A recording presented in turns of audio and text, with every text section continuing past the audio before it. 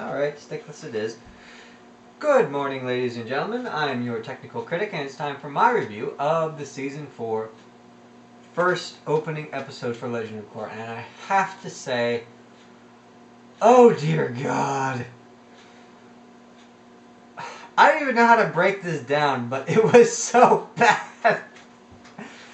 Oh, I said it in the trailer review, and I'll say it again now. They did not take enough time to properly craft their episodes. And if this first episode is an indicator of things to come, my God. Oh, no. Alright, so let's begin. First of all, we learn that we've been away from Republic City for 3 years. Alright, fair enough. But let's go back to the season openers of every other season, right? They always catch us up, or at least attempt to catch us up, with the character exposition so that we're not doing too much setup throughout the first episodes. Alright? This was true for the first episode, this was true for the second episode, this was true for the third one. Or sorry, true for the first season, true for the second, true for the third. Alright? Done. I mean, Season 2, that came up 6 months after Season 1. Season 3, that came up 2 weeks after Season...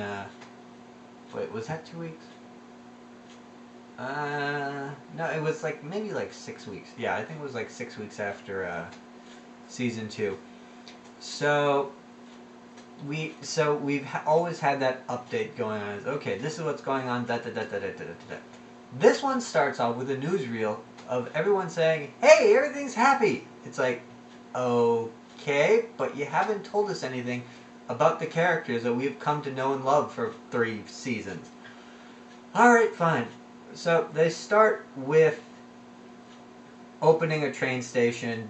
That stupid president is there, and Asami's there. It's like, great, Asami. The first thing you know is, oh no, her hair.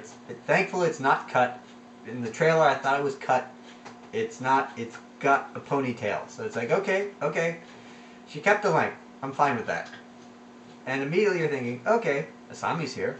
Where's Korra? Because Season 3 established that the two of them have quite the bond that was forming, and it was a very natural, organic relationship. So you think to yourself, okay, 3 years have passed, where the heck is Korra? No Korra, but we get introduced to the slime ball of a prince who is going to be running the Earth Kingdom. And thank you, Joshua Hamilton. You have finally created a character that I can hate more than Bolin. Because the second he was on screen talking to Asami like a jackass, oh, I wanted to pull out her power glove and shock his balls off. Oh my God. And you know what? Here's the thing. We know who Asami is. We know she wouldn't be interested in this guy. Showing us a 30-second awkward scene of him just macking on her is...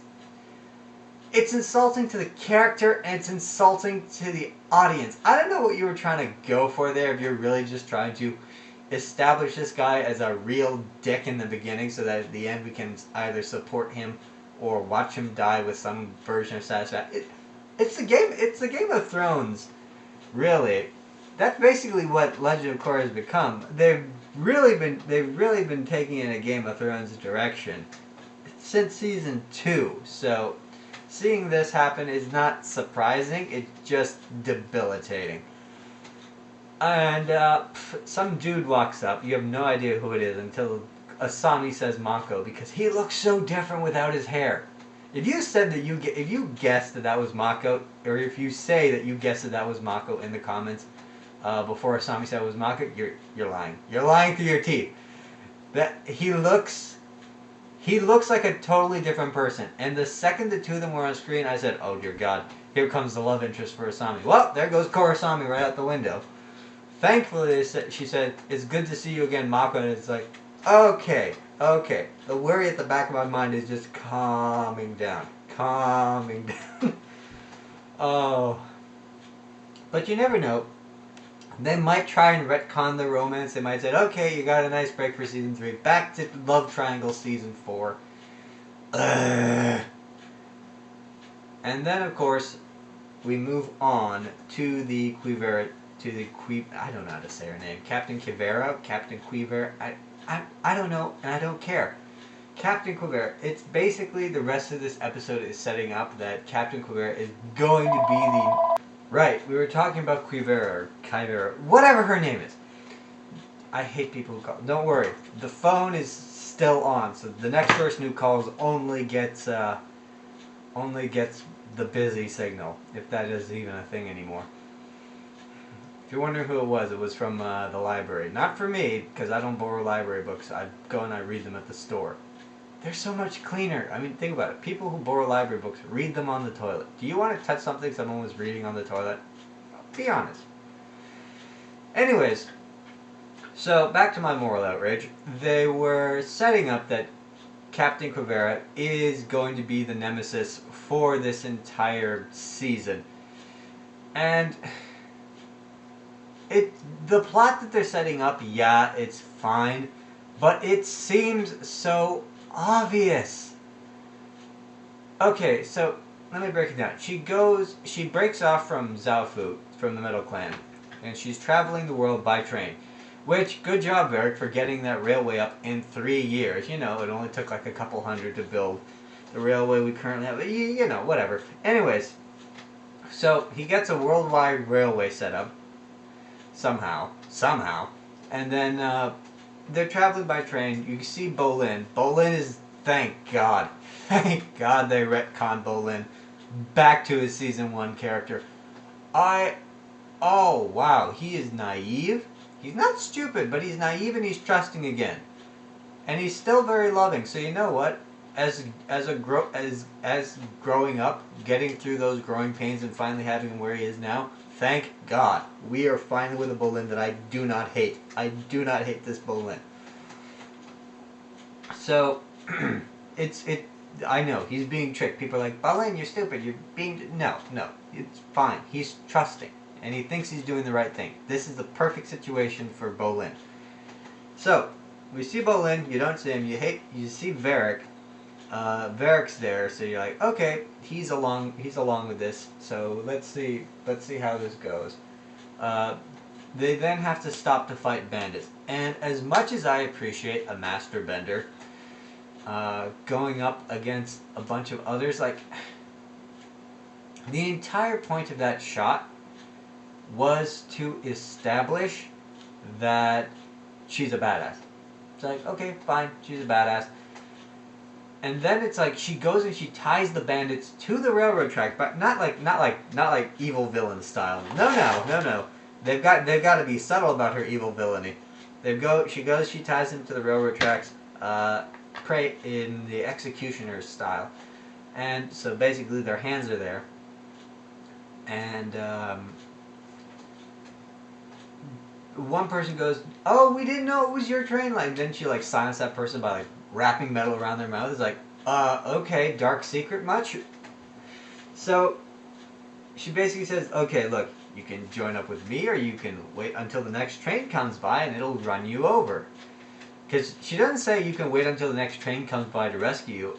She says, hopefully someone rescues you by the time the next train comes by. So this means one of two things. A, the train is going to run over them.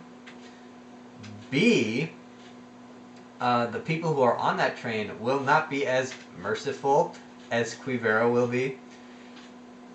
And basically they all pledge their loyalty to her out of fear. Okay, great. Okay, great. You've established that we have our evil character.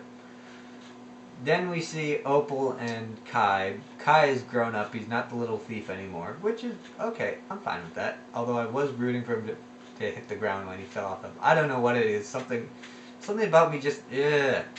I still have that cringing feeling about Kai, but apparently he's still with Janara after 3 years. She's still with Bolin after...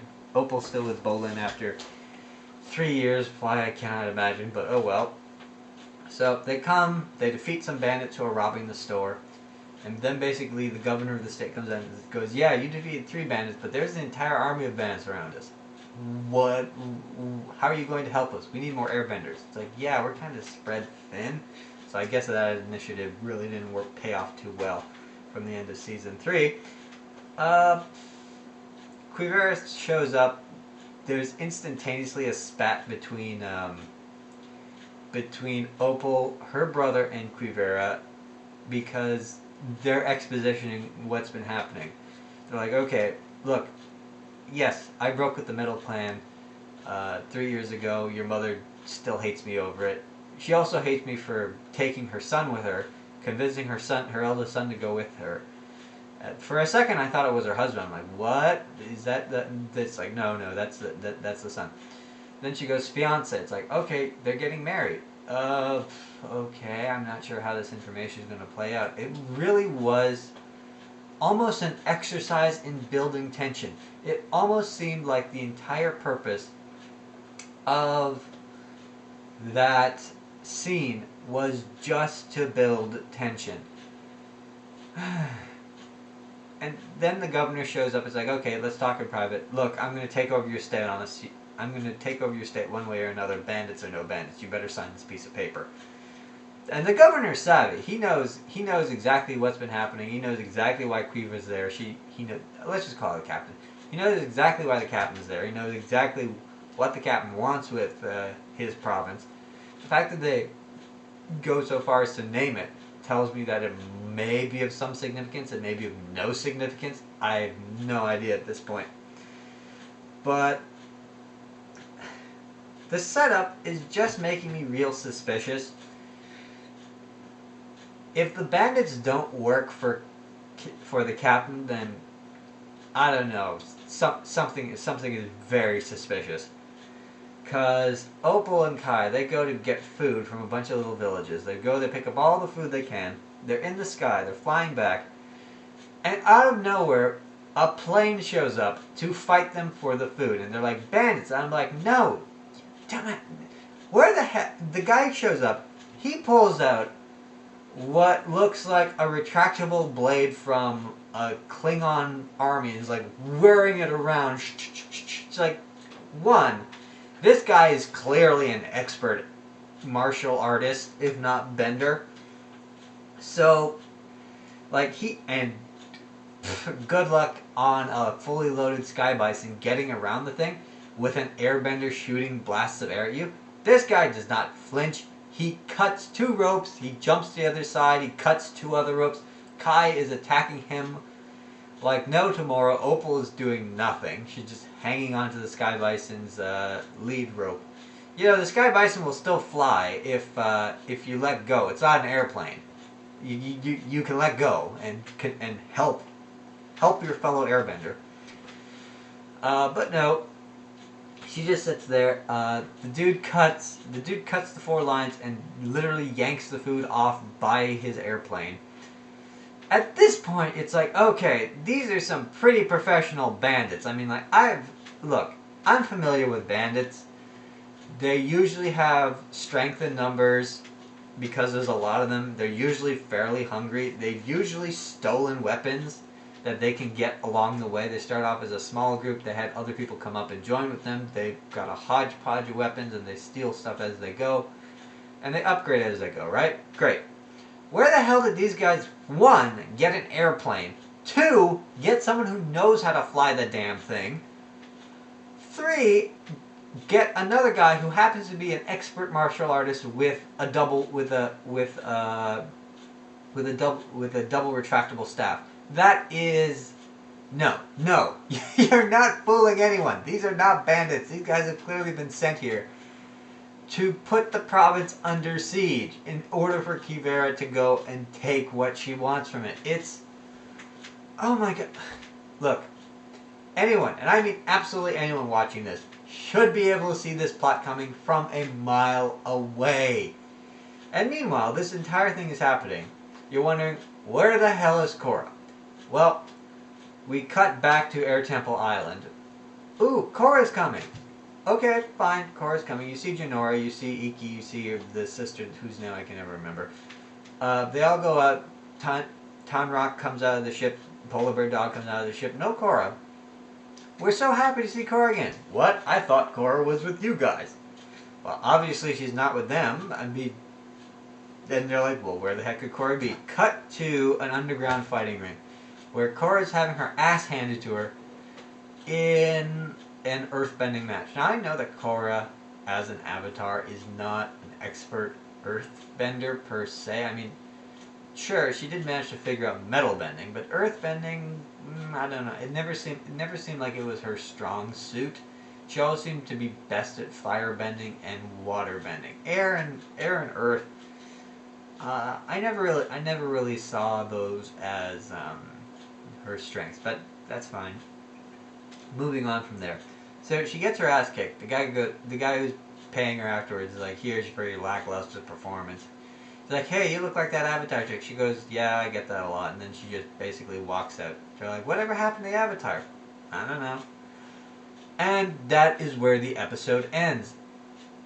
Oh, so much happened in terms of exposition, like trying to catch people up to the present, but absolutely nothing at all occurred story-wise. If you catch my meaning, like, okay, here's the current situation. Here's what's going to go on for the foreseeable future.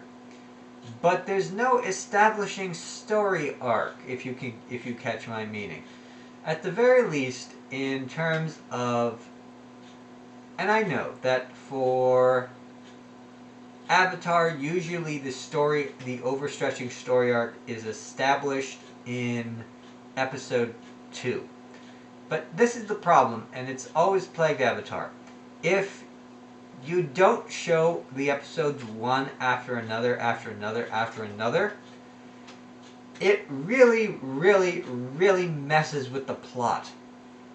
Because you're waiting till next week to find out information that you should have this week so that you can predict what's going to happen, or you can at least talk about or conceive what's going to happen next week. Like, what was it? Let's go back.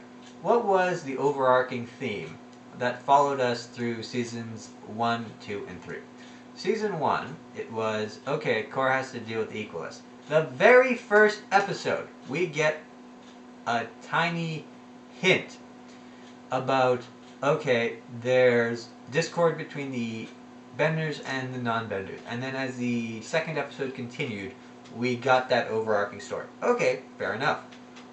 Season 2, okay, there's discord between the people and the spirits. And it looks like it's going to be, okay, the overarching story is going to be spirituality versus secularism. Okay, fair enough.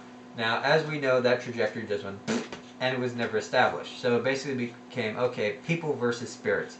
And you could still see that tied through the general theme of the entire series. It wasn't done well, it wasn't done in depth, but it was still an overarching theme, I suppose. If not a theme, I would say it was something that they tried to make a theme, but it never actually worked. There was no actual overarching theme for Season 2, but there was at least a setup for an overarching theme that never really got established. Season 3, the overarching theme was, okay, we're going to have airbenders back in this world. And we're going to have the issue be, what does it mean to be a part of a culture versus what does it mean to be a part of, or what does it mean to be part of a culture versus what does it mean to be part of a racial heritage? Which, quite frankly, I thought was done rather well. It showed that, look, you can find identity either in your culture or either in your racial heritage, as long as you're cool with who you are. It's like, okay, great, that was, and you take pride in whatever benefit either one brings to you. I mean, that was established pretty well. I mean, in episode 2 of season 3, we established, okay, these people are very proud to be Earth Kingdom, and you know what? That's great. By episode 7 of by episode 7 in the season finale, the writers really gave the Airbenders a cause to unite behind. It's like, okay, we are Airbenders. This is what we can do. and that is what we can be proud of. Okay, great. Those are your overarching themes. That's that issue solved. Wonderful. There's also anarchy versus government. What is the role of what is the role of freedom and freedom of choice and stabilization? I mean, that was something that was kind of hinted at there but never fully explored. It was more something like, okay, we absolutely have to stop these anarchists because they're going to ruin everything. They're causing chaos everywhere. And that was really what was told, right? That's a political theme. Looking at this particular episode, I'm kind of struggling to find what the overarching theme is going to be, simply because it just seems like, okay, Quivera is taking over. Great. What is the overarching theme going to be there? Is it going to be freedom versus... I don't know. I can't conceive it as of yet. Maybe episode 2 will explain it, but at this point I don't see it, and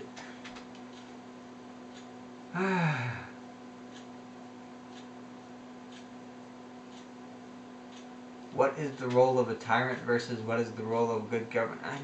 I don't know. How to tell the difference? I don't know. I really don't. I couldn't tell you, looking at this, what it was going to be. Episode 1 of Season 3, again, I don't think I could have told you what it was going to be just based on that one episode. I think it was really episode 2 that established it. The weakness of this episode, then, is that it did not have its establishment in episode 2. How do I put this? It's not like a series you binge watch. No, not at all. Because a series you binge watch doesn't have to be good or bad. It just has to be something that you can flick on and go through in a long time. No. Korra has never been that, and I don't think Korra ever should be that. The fact that it will be that at some point, like we have seasons 3, 2, and 1 available for you to watch. You can go through them all at once. The story for season 1 and season 3, it flows nicely. It's something that you can watch. Season 2, let's not talk about that. But I think it's just the format. I think it's just the format at which they're releasing this. They're still treating it like it's a TV show. And while they may be releasing all these episodes online, they're not releasing them in a timely manner. They're releasing them one here, one there, one here, one there, every single week. And it's really, really going to hurt the season. Simply because this is the internet. This is not television. Okay? You don't wade through commercials to watch a 10-minute show that's been stretched out to 30. You don't wait a week for a procedural that only comes on at a specific time of day. No. This is the internet. People watch things at their convenience, and if you're going to be successful, you're going to have to cater to that. You have to release them, if not all at once, in large enough blocks per week that people can be like, okay, I can watch this much and then I'll be fine for the rest of the week. Or I can watch one this day, one 2 days after, one 2 days after that, and then the next one premieres 2 days after that. We can continue binge watching through it.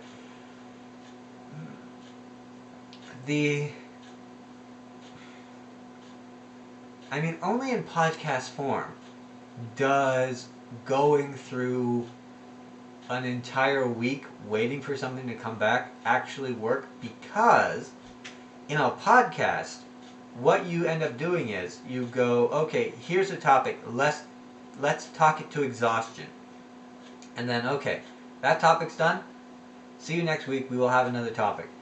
You go through the week going, what's the topic? They come up with another topic, they talk through it till exhaustion. They don't break that topic up into several pieces and say, okay, here's one piece this week, here's one piece this week, here's one piece this week. With a TV show, it's, no, here's an entire topic broken up into episodes. So if you release one this week, one next week, one next week, it's the exact same thing. It would be the exact same thing of breaking up a podcast into 3 pieces and then scattering that over 3 weeks. People will get annoyed because they want to know what's going on and they want to know it now.